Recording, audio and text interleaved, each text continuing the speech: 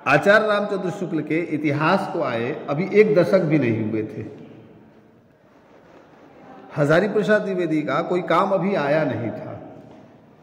हिंदी साहित्य के इतिहास में बहुत खूब चर्चा उस तरह की नहीं थी।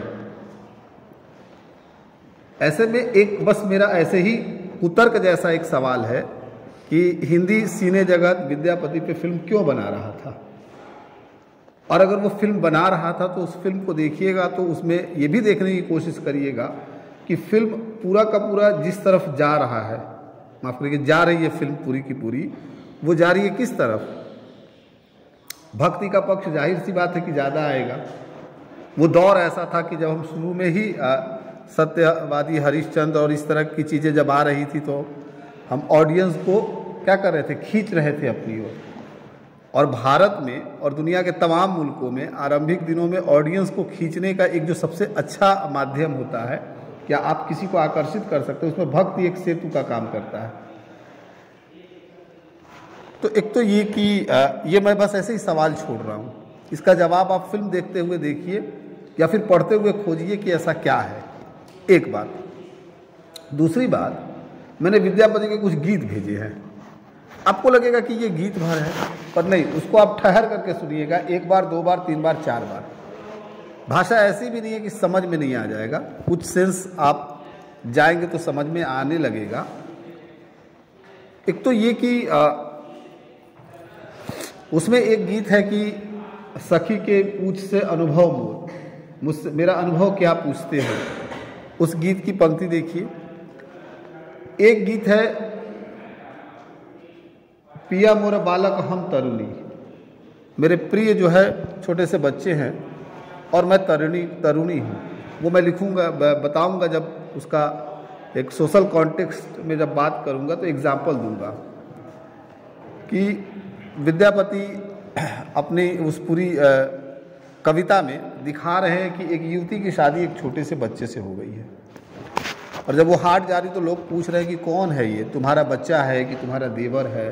तो वो कहती है कि नहीं, न ये मेरा देवर है और नहीं ये मेरा बच्चा है, ये तो पता नहीं पूर्व जन्म का कौन सा किया धरा है, ये तो मेरा जो है क्या पति है ये। और फिर वो व्यंग भी है उसमें कि जा कर के मैं अपने पिता से कहूँगी कि अपने इस जमाई को पोस पाल करके बड़ा करो। ये सिर्फ गीत नहीं है, मिथिलांचल की एक कड़वी सच्चाई है, हमारे उस समाज की सच्चाई है जहाँ पर आप उस समय बाल विवाह और इस तरह की चीज़ें देख सकते हैं, और देख सकते हैं कि एक स्त्री किस तरह से समाज में उसकी दशा है। इसको आप क्रॉस चेक करना चाहें तो बहुत ही आगे बढ़ करके विद्यापति 13वीं 14वीं शताब्दी के कवि हैं, और आप बहुत आगे बढ़ करके जब 19वीं 20वीं शताब्दी में आएंगे तो नागार्जुन के यहाँ जाइए। जब आप नागार्जुन के उपन्यास पढ़ेंगे, कविताएं नहीं, तो नागार्जुन ने अपने उपन्यासों में जिस मिथिला का चित्र खींचा है, जिस मिथिला समाज, क्योंकि मिथिला समाज की जो हम तक पहुँच है या हम उसको अगर जानते हैं तो एक इंटेलेक्चुअल सोसाइटी की तरह जानते हैं कि हिंदुस्तान के जितने इंटेलेक्चुअल सोसाइटी हो सकती है उसमें से एक बेहद इंटेलेक्चुअल सोसाइटी मैथिल परिवार होता है, जहाँ जी लोगों का समुदाय होता है। निश्चित तौर पर शास्त्रों के मर्मज्ञ होते हैं, और आप हिंदी साहित्य के इतिहास में भी आरंभिक दिनों से देखेंगे कि उनका अपना एक वर्चस्व है। लेकिन क्या ये जो ज्ञान का पूरा वर्चस्व है समाज में अपने स्त्री पुरुष और जो जाति पाति का जो ये है, इसको भी तोड़ता है क्या? आप ठीक इसके उलट पाएंगे कि इसको बिल्कुल नहीं तोड़ता। ये अपनी ज्ञान परंपरा में जितना मुक्त है, अपने रहन सहन अपने जीवन यापन में कई बार उतना ही रूढ़ है। तो ये भी विद्यापति में आपको दिखाई देगा। विद्यापति के और भी कई उसमें गीत भेजे हैं मैंने, तो जितने भी गीत भेजे हैं उसके सेंस को समझने की कोशिश करिएगा। मैं तो कुछ आपको बताऊंगा ही बताऊंगा, तो आप के मन में ये सवाल आएगा कि विद्यापति के ये गीत क्यों, ठीक है, और इससे क्या हम निकाल सकते हैं।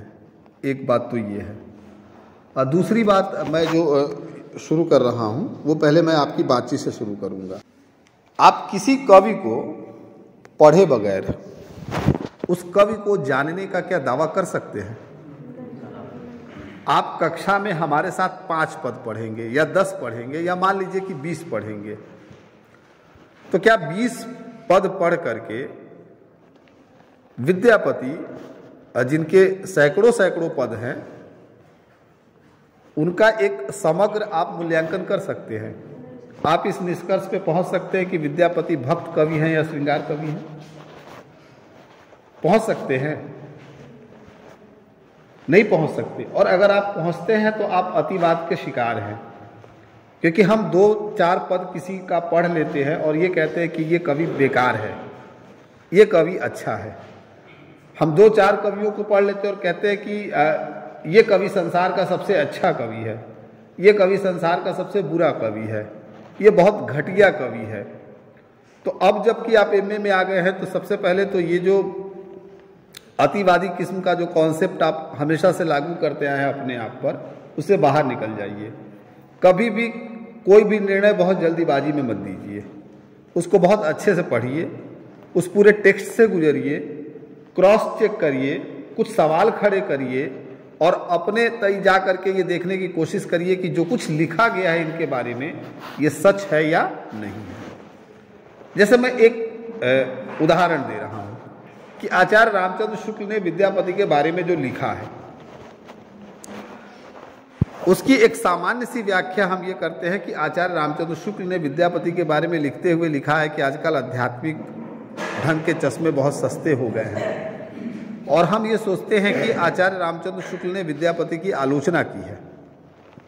ठीक है, की है, ऐसा आपको पढ़ते हुए लग सकता है, लेकिन कमाल ये है कि जब विद्यापति के पूरे टेक्स्ट से गुजरेंगे तो लगेगा कि रामचंद्र शुक्ल विद्यापति की आलोचना नहीं कर रहे, बल्कि विद्यापति का समर्थन कर रहे हैं। ऐसा आपको मालूम पड़ेगा, ये दिखाई देगा। तो एक तो कि पूरे टेक्स्ट को पढ़ जाइए। एक दूसरी बात मैं आपसे जानना चाहता हूं कि आप विद्यापति वाली जब फिल्म देखिएगा या आप उनकी बायोग्राफी पढ़िए, मतलब उनके बारे में, उनके जीवन के बारे में। विद्यापति सिर्फ कवि नहीं थे, केवल कवि कर्म नहीं था उनका, कुछ और भी था। आपने कभी सोचा है कि एक आदमी संस्कृत में भी लिख रहा है, वही आदमी अपने समय की बनती हुई भाषा अवहठ में भी लिख रहा है, और वही आदमी अपनी मातृ जबान जो पालने में लोरी के माध्यम से बच्चों तक पहुंचाई जाती है, मैथिल, उसमें भी लिख रहा है। संस्कृत के इतने बड़े कवि को, जो अपने समय का बेहद जाना माना कवि है, उसे अपने को इतना डिक्लास करने की क्या जरूरत महसूस हुई? ये तो डिक्लास करना ही हुआ ना, क्योंकि जहां एक मानी हुई भाषा, एक स्टैंडर्ड लैंग्वेज में लिखने वाला कोई भी कवि, कोई भी रचनाकार, खासतौर से जो 13वीं-14वीं शताब्दी का है, वो अपने को क्यों कर डिक्लास करना चाहेगा? और जिसकी धमक हो, पर एक साथ लगभग 3 जमानों में वो आदमी काम कर रहा है। ये कौन सा समन्वय है उसका? एक तो ये, दूसरा हिंदी साहित्य के पूरे इतिहास में, मतलब बहुत अतिवादी नहीं, आग्रह के साथ, हो सकता है कि कोई एक आदमी मिल जाए, और भक्ति काल के इतिहास में आप मुझे बताइए कि कौन सा कवि आपको ऐसा मिलता है जो एक साथ उपासना की तीनों पद्धतियां अपनाता है। वो जितना शैव है उतना ही वैष्णव है, और वो जितना वैष्णव है उतना ही शाक्त है। वो शिव का भक्त है। उगना की कथा बहुत प्रसिद्ध है, मैंने भेजा भी है, उसमें अभिसारिका एक कविता होगी, तो उसमें मनीष जी वाली स्टूडियो ने शूट किया है उसको।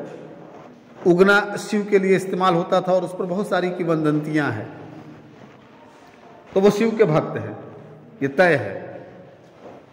दूसरी बात कि वो कृष्ण के भी भक्त हैं। शिव का भक्त कृष्ण का भक्त कैसे हो सकता है, और कृष्ण का भक्त शिव का भक्त कैसे हो सकता है? और ऐसे समय में जब भक्ति काल अपने सबसे ज्यादा विरोधों के साथ गुजर रहा है। यही वो उत्तर भारत है जहाँ शैव और वैष्णव के झगड़े प्रसिद्ध हैं, लड़ाइयाँ हो रही हैं अपने विचारों को लेकर के। अब पढ़ लीजिए इतिहास उठा करके, कौन छोटा कौन बड़ा, कोई एक दूसरे को स्पेस देना नहीं चाहता है। ऐसे समय में एक कवि दूर बैठा हुआ है और वो जितना शिव की भक्ति करता है वो उतना ही कृष्ण की भी भक्ति करता है, वो वैष्णव भी है और वो बहुत आगे बढ़ चढ़ करके भक्ति कहता है कि माधव कत तुर करब बड़ाई, उपमा तोहर कहब ककरा हम कहितहु अधिक लजाई। इस तरह से वो वर्णन करता है। और वही कवि शाक्त की परंपरा की भी भक्ति करता है। देवियों की वंदना और किसने की है, वो दुर्गा की वंदना करता है, उन पर लिखता है, संस्कृत में उनकी किताबें हैं। आप ढूंढिए भक्ति काल में कोई ऐसा कवि जो शिव की भी भक्ति करता हो, जो वैष्णव भी हो और जो शाक्त भी हो, ढूंढिए। इसलिए आप एक चीज ध्यान रखिएगा कि विद्यापति के ऊपर दो क्षेत्र वालों ने अपना दावा ठोका आरंभिक दिनों के अध्ययन में। बिहार वालों ने कहा कि विद्यापति हमारे हैं और बंगाल वालों ने कहा कि विद्यापति हमारे हैं।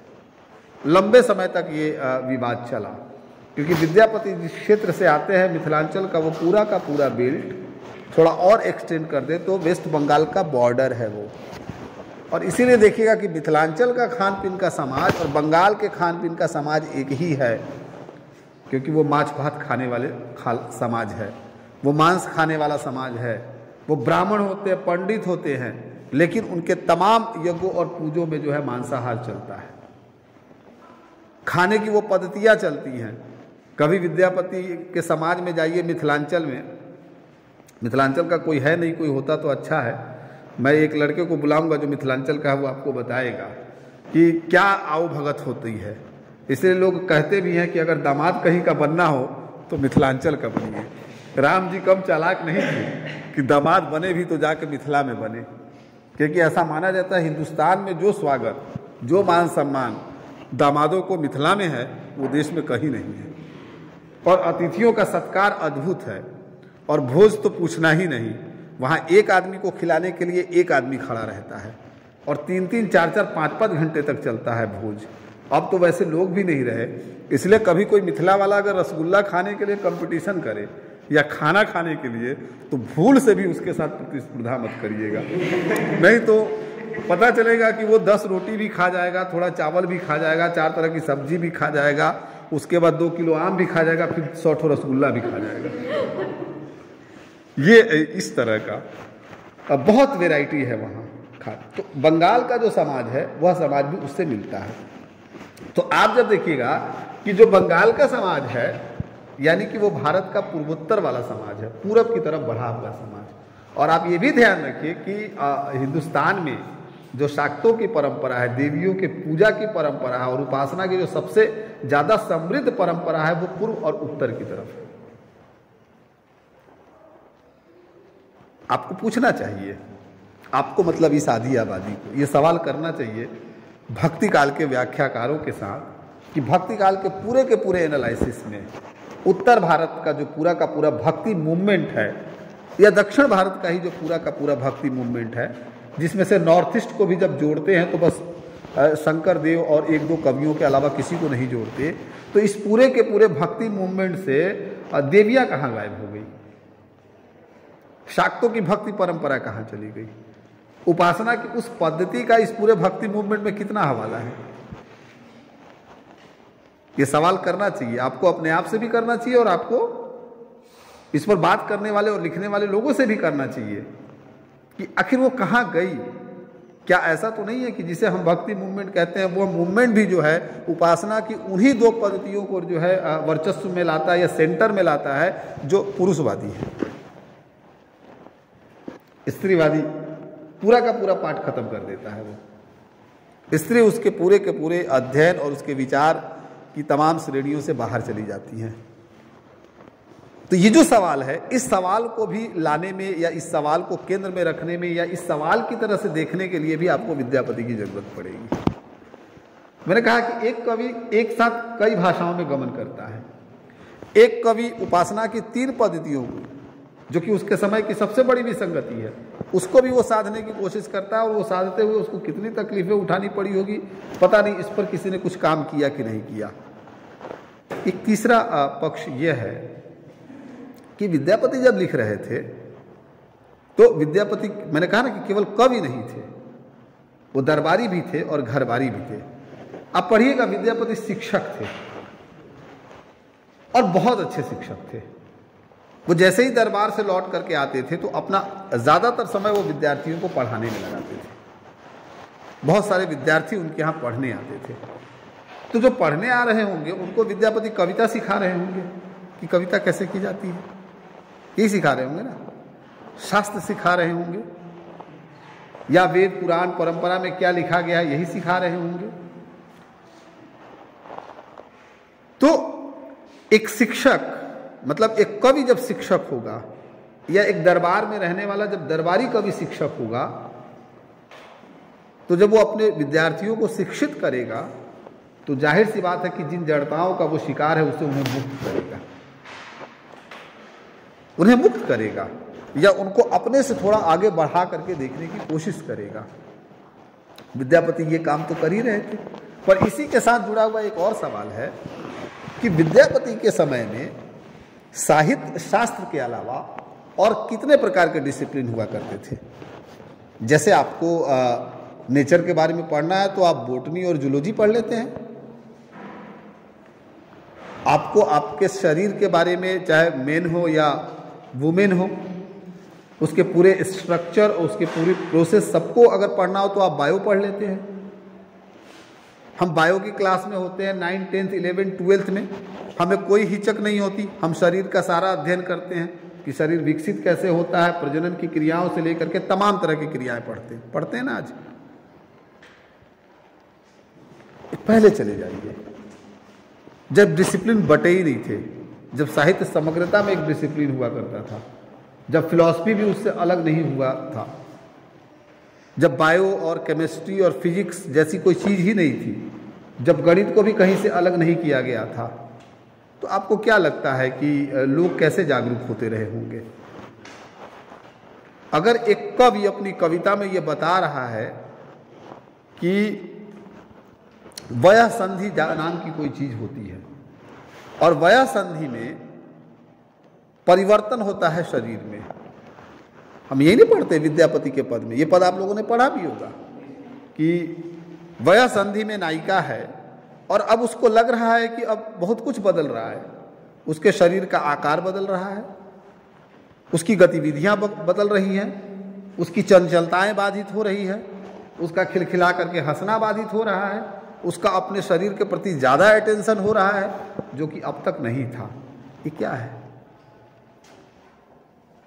आप पाएंगे इन सब चीज़ों को अगर बारीकी से देखेंगे तो आपको लगेगा कि विद्यापति अपने समय से बहुत आगे के कवि हैं, जो मतलब इसको भी केंद्र में लेकर आ रहे हैं। और ह्यूमन साइकोलॉजी की जितनी समझ उनको हो, पर वुमेन साइकोलॉजी की इतनी बारीक समझ है विद्यापति को कि वो शरीर और शरीर से जुड़े हुए हर एक गतिविधि की नोटिस ले रहे हैं। आखिर क्या बात है कि मिथिला की स्त्रियां आज भी विद्यापति से इतना प्रेम करती हैं? इसलिए कि उन्होंने सोहर के गीत लिखे, उन्होंने संस्कार के गीत लिखे, उन्होंने मुंडन के गीत लिखे, आदि आदि नहीं। विद्यापति से प्रेम करने का ये मामला नहीं है। विद्यापति से प्रेम करने का ये मामला भी है कि विद्यापति ने उन स्त्रियों को एक तरह से मुक्त किया।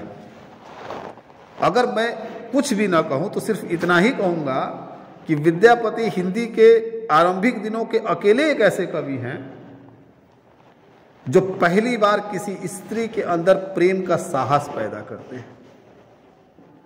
इसलिए मैं दर्जनों पद आपको खोज करके दिखा सकता हूं जिसमें विद्यापति ने नायिका को, एक अभिसारिका को बार बार उत्साहित किया है और यहां तक कहा है कि अपने गुरुजन की और अपने जो तुम्हारे परिवारजन हैं उनको छोड़ो और तुम्हें मिलने जाना है तो जाओ मिलो। आप 21वीं शताब्दी में ये कल्पना नहीं कर सकते कि कोई आपको इस तरह से भी मोटिवेट कर सकता है। वो जो बंद समाज है, मैं बार बार कह रहा हूं कि इसलिए मैंने कहा कि वो इतना बंद समाज है और वहां पर विद्यापति ऐसा काम कर रहे होते हैं। मैं बहुत सारे एग्जाम्पल आपको दे करके बताऊंगा कल कि कैसे कर रहे होते हैं।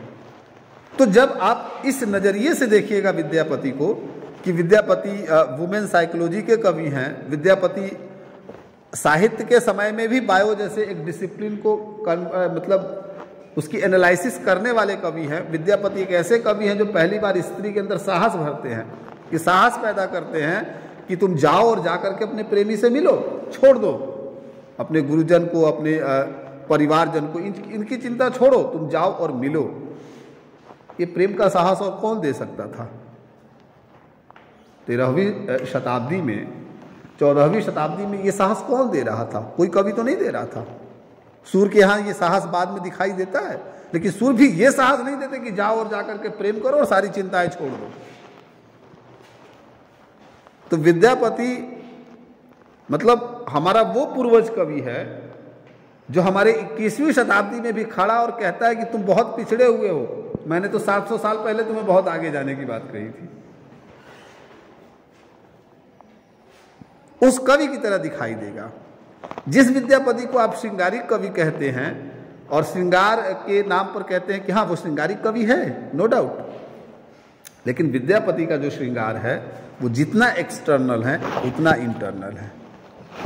वो एक्सटर्नल ब्यूटी के कवि हैं लेकिन इंटरनल ब्यूटी के भी कवि हैं। एक्सटर्नल ब्यूटी ये इसलिए कि आप क्या कर सकते हैं, आप आज जिस 21वीं शताब्दी के ज़माने में खड़े हैं और जब सिनेमा और OTT के ज़माने में खड़े हैं और जब पोर्नोग्राफी के ज़माने में खड़े हैं, तब आप कहते हैं कि पुरुष के बराबर स्त्री का शरीर भी होता है और उसकी अपनी भी आइडेंटिटी होती है शरीर के स्तर पर। आप ये बात आज कह रहे हैं ना, वो कवि आपको क्या है? वो कवि उस पिछड़े हुए समाज में स्त्री को उसके देह और उसके देह के महत्व को भी जैसे कि स्थापित करता है।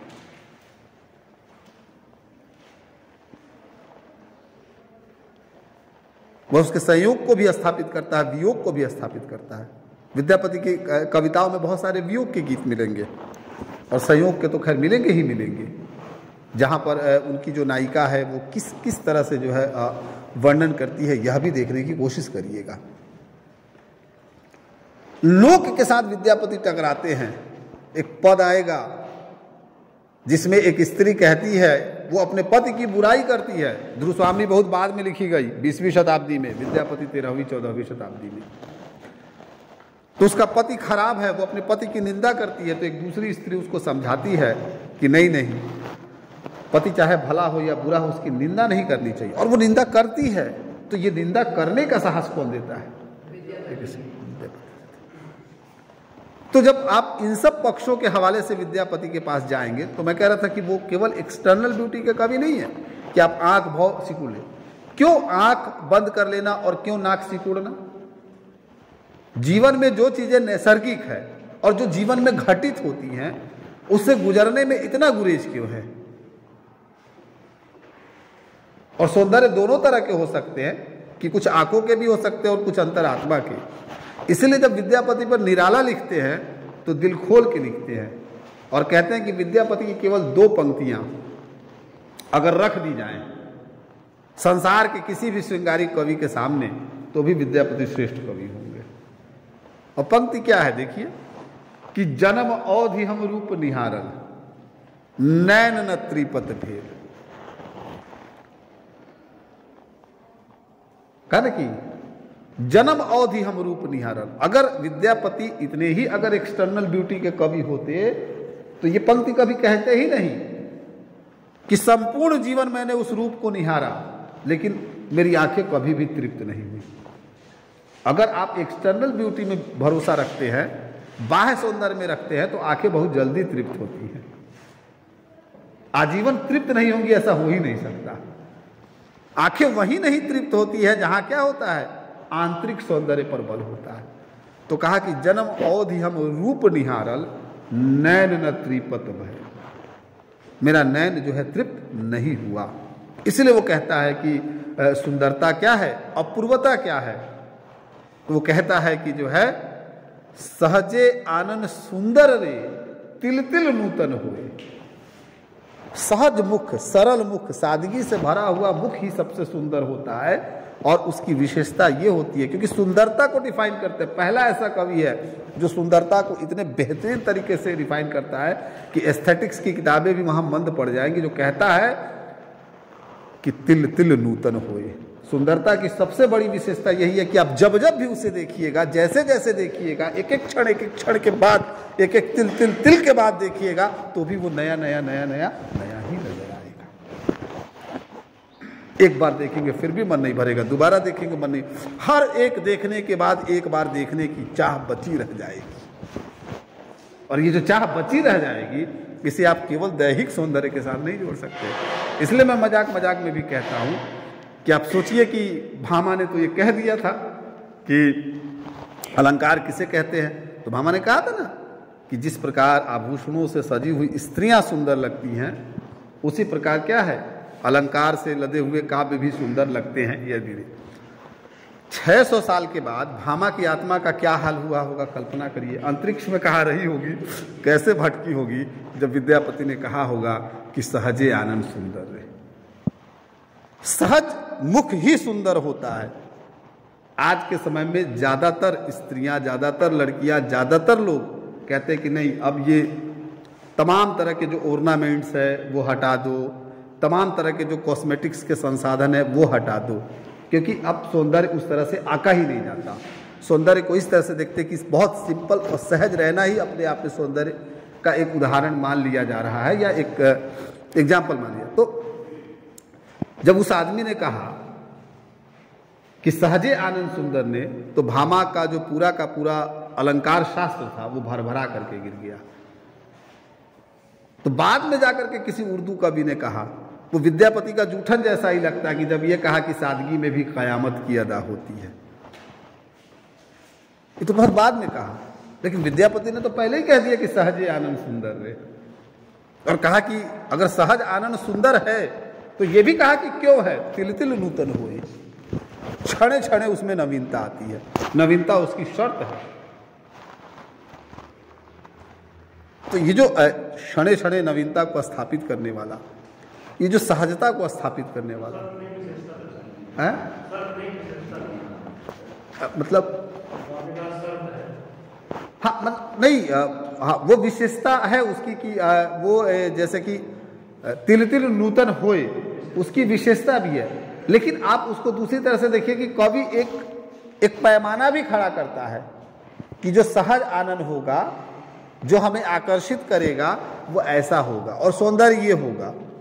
तो जिस कवि का आधार ही यही है, उस कवि को आप सिर्फ और सिर्फ श्रृंगार के मतलब अश्लील वाले पक्ष में ले जाकर के खड़ा नहीं कर सकते।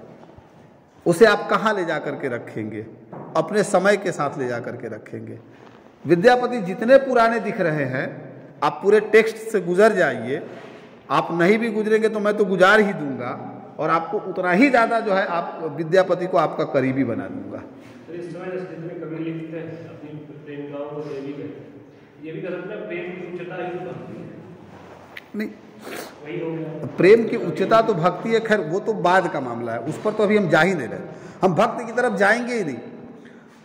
भक्ति विद्यापति का एक पक्ष है, इसमें कोई दो राय नहीं है, उस पर बहुत सारा काम हुआ है। लेकिन क्या हम यह भी देख सकते हैं कि एक कवि जीवन के स्तर पर कितना बड़ा है, समाज के स्तर पर कितना बड़ा है, वो मनुष्य को पहचानने की उसकी परख कितनी है, अपने समय की जकड़नों से मुक्त होने का उसका प्रयास कैसा है, और तमाम जो अवधारणाएं जो पूर्व से विकसित होकर के चली आ रही हैं, उन अवधारणाओं पर वो किस तरह से प्रहार करता है, यह जानना ज़्यादा जरूरी है। कवि को पढ़ने का मतलब ये नहीं है कि आना और कविताओं को पढ़ लेना और चुपचाप घर चले जाना और कहना कि वाह क्या है और आह क्या है। नहीं, कवि को पढ़ने का मतलब है कि उस पूरे के पूरे युग से गुजरना, उसकी पूरी की पूरी सांस्कृतिक विरासत से गुजरना, और ये देखने की कोशिश करना है कि जो हमारा इतना पुराना जो पूर्वज कवि है, वो कैसे हमारे समय में भी अपनी छाप छोड़ता है, और कैसे हमारे समय में भी जो है वो हमको बदलने का मद्दा रखता है। रखता है, और नहीं भी रखता तो कम से कम कुछ सवाल ही तो खड़े कर देता है कि एक कवि को ज़रूरत ही क्या थी कि उपासना की 3 पद्धतियाँ अपनाता, ज़रूरत ही क्या थी कि भाषा का समन्वय करता, ज़रूरत ही क्या थी कि जो है वो एक स्त्री के लोक को लेकर के इस तरह की बातें लिखता। आज भी मिथिला का कोई पर्व त्यौहार कुछ भी विद्यापति के बिना नहीं पूरा होता। क्यों नहीं होता? कभी उन गीतों को सुनिए तो लगेगा। स्त्री की अगर पीड़ा को किसी ने अपनी आवाज़ बनाई, स्त्री को सबसे ज़्यादा अगर किसी ने स्पेस दिया अपनी कविता में, तो आपको लगेगा कि हाँ वो विद्यापति है जो दे रहे हैं स्पेस, और ऐसे समय में दे रहे हैं। थोड़ा बहुत उस समय में खुसरो हैं, लेकिन वो जो खुसरो का समाज जो लगातार भ्रमणशील समाज है और मिथिला के समाज में अंतर है, उन दोनों समाजों का अंतर भी समझने की कोशिश करी, वो दे रहा है। और कवि होने का भाव है उसके अंदर। इसके बाद की क्लास किन की है? सराय है? अच्छा, आएंगे तो आ ही जाएंगे, बता देना मुझे। सर आएंगे यहाँ तो आएंगे तो मैं ये कह रहा था, क्या कह रहा था? नहीं, उसके अलावा भी कुछ कह रहा था क्या? हैं? मैं ये कह रहा था कवि का हिंदी में बहुत कम ऐसे कवि हुए जिन्हें अपने कवि होने का गर्व था।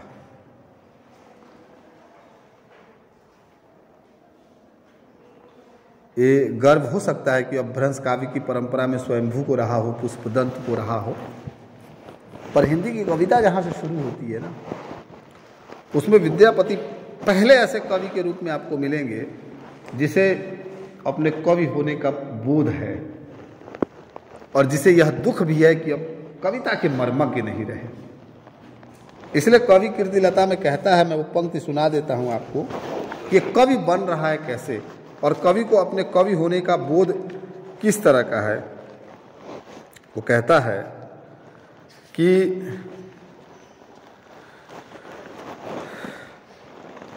गेहे गेहे कल्लव काव्यम श्रोता तस्य पूरे पूरे। कृतिलता अवहट में, देशे देशे रस ज्ञाता दाता जगति दुर्लभ। गेहे गेहे कि गेहे गेहे कल्लव काव्यम श्रोता तस्य पूरे पूरे, मतलब गेहे गेहे, गेह मतलब घर होता है, घर घर में, गेहे गेहे घर घर में क्या है? काव्य है। और पूरे पूरे नगर, पूर मतलब नगर होता है, पूरे पूरे मतलब नगर नगर में उसे सुनने वाले लोग हैं। कम नहीं, ऐसा नहीं कि विद्यापति ही केवल कवि है, इतने सारे कवि हैं कि हर घर में कविता हो रही है, हर नगर में उसको सुनने वाले लोग हैं। लेकिन देशे देशे, और देश देश में क्या है? रस के मर्मज्ञ छिपे हुए हैं। कि देशे देशे कहा कि देशे देशे रस ज्ञाता दाता जगति दुर्लभ। लेकिन जो कविता की कद्र करे, जो कविता के प्रति समर्पित हो जाए, ऐसे लोग दुर्लभ हैं, नहीं है। तो कविता होने से नहीं होगा, सुनने से भी नहीं होगा, रस की मर्मज्ञता से भी नहीं होगी। दरअसल कविता की कद्र कहाँ है? तो आप यह भी देख सकते हैं कि कवि अपने समय की कविता में कविता की जो समझ है उसकी तलाश भी कर रहा है कि उसकी समझ कहाँ बन रही है, उसका मान कहाँ मिल रहा है, उसका महत्व जानने वाले लोग कहाँ हैं। हर घर में है कविता, हर नगर में श्रोता है, हर देश में। देश जब कहूँ तो भारत नहीं, नेशन और स्टेट का कॉन्सेप्ट नहीं, देश का मतलब एक से दूसरे सामंती समाज का देश। देश वो भी होता था कि 12 कोस के बाद, जहाँ जाना आसान नहीं होता था, रास्ते में एक नदी बन जाए तो पड़ जाए तो पुल नहीं है, तो बारिश में जा ही नहीं सकते, तो वो भी देश होता था अपने से घर से दूर का। तो लेकिन इस संसार में ऐसे दुर्लभ लोग हैं जो कविता की कद्र कर सके। दाता का मतलब दान देना, कुछ दे, लेकिन देने का मतलब केवल धन नहीं हो सकता। देने का मतलब यह भी हो सकता है कि क्या है, जो अपना हृदय दे सके, जो समझ सके, जिनके अंदर ये भाव आ सके। इसीलिए कहा कि जो है, संस्कृत में एक पंक्ति है, उसके बाद कहा कि करो तू कवितु काव्यम भव्यम विद्यापति कवि। तो ये कहा कि जो है क्या है कि मतलब कीर्ति सिंह की बात आती है कि वो कविता के मर्मज्ञ है, वो सुनने वाले हैं और देने वाले हैं। और देने वाले क्या है, उदार हृदय वाले हैं, वो कविता की बढ़िया समझ है उनको। तब वो कहता है कि उसके लिए जो है क्या करता है, करोति कवितु काव्यम भव्यम विद्यापति कवि। विद्यापति कवि क्या कर रहा है, उसके लिए कविता कर रहा है, क्योंकि उसे ऐसा एक दाता मिला है, ऐसा एक व्यक्ति मिला है। तो आप ये देखिएगा, इसलिए वो ये भी कहता है, कमाल का है ये, आप पढ़िए, कोई भी कवि जो प्रोज भी लिखता हो और पोएट्री भी लिखता हो, यानी कि जो गद्य और पद्य दोनों लिखता हो, तो कभी उसके पद्य से गुजरिए तो उसके गद्य को खंगालते चलिए, और गद्य से गुजरिए तो पद्य को खंगालते चलिए, क्योंकि वो एक जगह आधा खुलेगा तो दूसरी जगह पूरा खुलेगा। विद्यापति के कविता संबंधी जो कॉन्सेप्ट हैं वो आपको कीर्तिलता में मिलेंगे, वो पदावलियों में नहीं मिलेंगे। वहाँ कुछ नहीं कहेंगे अपने समय के बारे में, समाज के बारे में, लेकिन अपने समय का जितना चेता कवि है ये, जितना शानदार गद्यकार है ये, आपको मिलेगा नहीं। विद्यापति की कीर्तिलता और विद्यापति की कुछ किताबें ऐसी हैं जो इतिहास का बेहतरीन स्रोत है। ये किताब जो देखने में बहुत पतली लगती है, एक बेटर हिस्टोरिकल रेफरेंस है ये। और ये केवल मिथिला का नहीं है, ये आपके जौनपुर का भी है, इब्राहिम शाह के जमाने का। वहां से वहां की यात्रा है, कवि मिथिला से चलता है और जौनपुर पहुंचता है, उस पूरी यात्रा को दिखाता है। वो कवि उस साम्राज्य को दिखाता है, जौनपुर का वो साम्राज्य और वैभव कैसा है, उसके पूरे दरबार का उसको दिखाता है। उस समय के बाजार को दिखाता है कि बाजार में क्या क्या चीजें हैं। और बाजार जब दिखाता है तो केवल वो क्या है, सोना चांदी की दुकानें नहीं दिखाता, पान की भी किस्में दिखाता है। और वही नहीं दिखाता, रेड लाइट एरिया भी दिखाता है बाजार में, जो कि शामिल है। और ठीक यही वर्णन आगे चल करके जायसी में भी मिलेगा, जब वो सिंघल द्वीप का वर्णन करते हैं। तो आप इस तरह से जब देखेंगे तब आपको आइडिया लगेगा, आपको अंदाजा होगा कि कवि का दीप्त क्या है। इतने एंगल जिस कवि के अंदर मिलेंगे, आप उसको केवल श्रृंगार और भक्ति कह करके बाईपास नहीं कर सकते, निकल नहीं सकते, क्योंकि वो कवि बांधेगा, आपको कहेगा कि ठहरो और विचार करो। तुमको अगर मेरे समय की ठीक ठीक जानकारी लेनी है तो पहले मुझे समझने की कोशिश करो, मेरे आसपास का पूरा दायरा देखो। तो ये इसीलिए आप देखिएगा कि उतने पे नहीं अंत करता, वो आगे चल करके ये भी कहता है कि जो है ते मोए भल्लो निरूढ़ी गए जैसो तैसो कब खल खेलछल दुसिहई सुवर्ण पंसई सौ। मैं इसका विधिवत अध्येता नहीं हूं तो उच्चारण में गलती हो सकती है।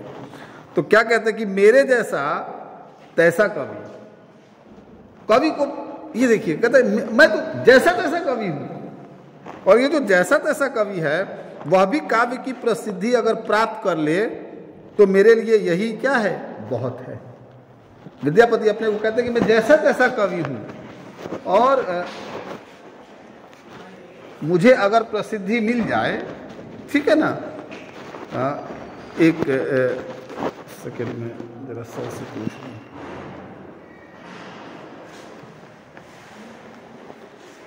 कहीं ऐसा ना वो उधर बैठे रहते हैं, कई बार उनकी आदत है कि आएंगे उधर बैठ जाएंगे।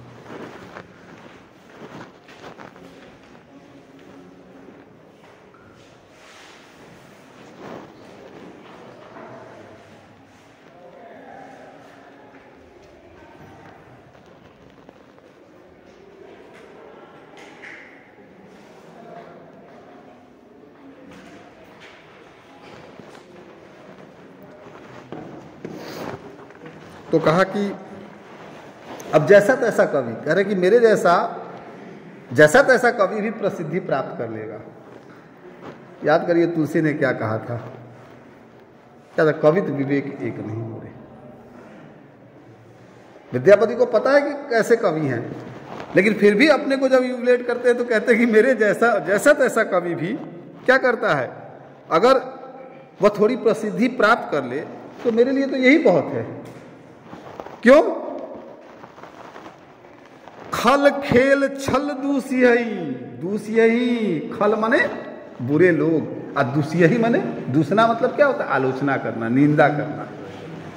जो दुर्जन है वो दोष निकालेंगे, कहेंगे बड़ा बेकार कवि है, घटिया कवि है, निम्नतर कवि है, ये कवि है, वो कवि है, दिस डेट सब जोड़ लीजिए उसमें, तो क्या करेंगे? सुवर्ण प्रशंसई सौ, लेकिन जो सुनेगा मुझे, जो सज्जन होगा वो मेरी प्रशंसा करेगा। ये कॉन्फिडेंस है, और ये कॉन्फिडेंस बहुत अच्छे से अगर किसी में मिलता है तो वो जैसी में मिलता है। जब जैसी कहते कि ओ मैं जानी कवित अस्किन्हा मकु यह रहे जगत माची, धनी सो पुरुष जस कीर्ति जासु, फूल मरे पर मरे न बासु। जैसी को ये विश्वास था, कमाल है। जैसी दो ही कवि को सबसे ज्यादा विश्वास था जिसने कभी अपने पे संदेह नहीं किया, एक जैसी और एक घनानंद। जैसी ने कहा कि मैं जानता हूं कि मेरे मरने के बाद भी अगर मैं कहीं बचा रहूंगा तो वो मेरी कविता होगी। और घनानंद ने कहा कि लोग है लागी कवित बनावट, मोह तो मोर एक कवित बना। लोग कविता बनाने में लगे हैं और मुझे कविता बना रही है। मतलब कुछ लोग कविता को बना रहे हैं और मेरी स्थिति है कि कविता मुझे बना रही है। तो ये जो जिया हुआ है ना प्रमाणिक, उसकी तरफ का इशारा है।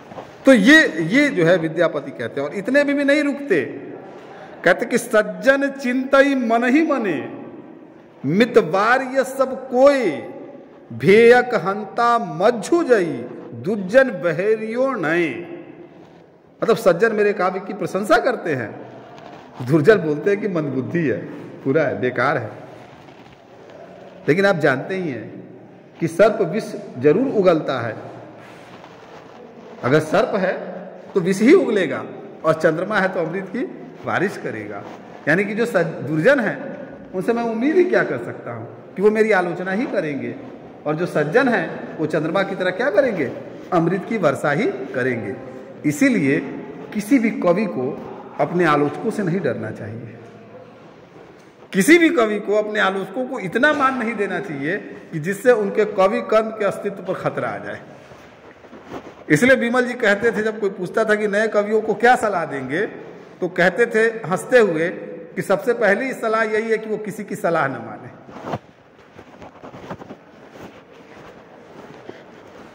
तो कैसे विद्यापति अपने समय को ले रहे हैं?